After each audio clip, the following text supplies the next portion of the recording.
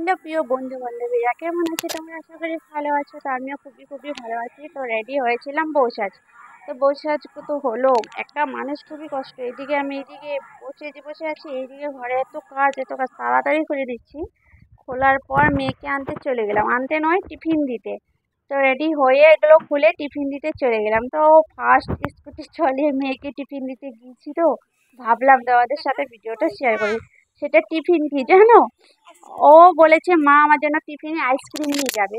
তো আইসক্রিম নিয়ে তো যাবো কি, দেখো না এসেই পেয়েছে।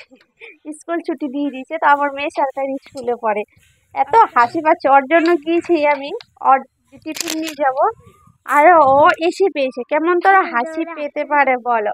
তারপর ওর দেখা দেখি না আমিও খেয়ে নিচ্ছি, আমারও লোভ মানছিল না। তো আমার মেয়ে আমি খুবই আইসক্রিম টেস্টি খাই। তাও ওর সাথে সাথে আমিও খেয়ে নিচ্ছি। খাওয়া ওর তো শেষ। তারপরে খাওয়া দাওয়া করার পর আমার বড় মেয়ে এসে পেলো।